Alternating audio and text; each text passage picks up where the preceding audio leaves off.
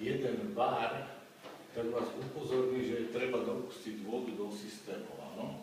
Do systému. Tak sa preklikáte na tento symbol bar s týmto plusom a zistíte, že tu máte 1,5 bar tlaku. Áno. Pokiaľ treba dopustiť, tak zastudená maximálne 1,5 baru. Čiže otvoríte si jeden ventil, druhý ventil a počujete, že tá voda tam prúdi, dopúšťa sa a maximálne tak 1,5 baru. 1,5, Hovorím, bude tam pravdepodobne vzduch a tým, že sa vlastne to čerpalo bude kanálne cirkulovať vodu, tak vám teče z toho vzduchu, klesne vám tlak, budete to musieť dopustiť. Samotné nastavovanie kotla, to, čo chcete nastavovať, tak tam sa musíte preklikať. S týmto plusom, minusom.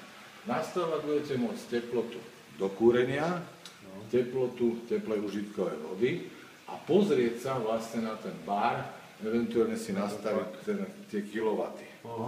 Áno. Takže preklikám sa to, čo chcem nastavovať, stačím tlačítko OK.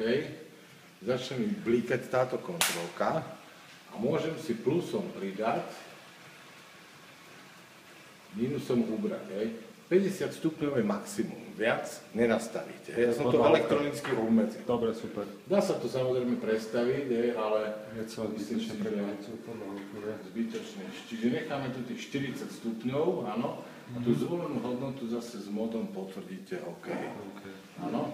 To isté je na nastavenie teploty tej teplej užitkovej vody od zásobníku. Čiže preklikám sa na tú batériu, zatlačím OK, začne mi blíkať táto kontrolka.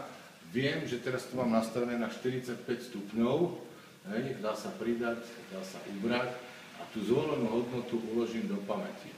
To, že som to ja nastavil na tých 45 stupňov a už je to zohriaté, teraz, keď tá kontrolka svieti, tak toto je reálna teplota tej teplej užitkovej vody.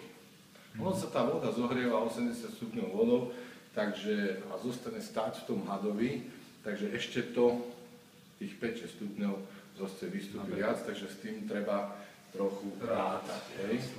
Pokiaľ to bude teplé, ubrať, pokiaľ to bude studené, jednoducho pridať, pokiaľ si budete chcieť napustiť plnú vaňu vody, tak možno predtým je lepšie si to zohriať na vyššiu teplotu, dá sa to nastaviť na 60 stupňov a viem, že tej vody tam mám dostatok, tak môžem si dopúšťať, ale to vám ukáže čas.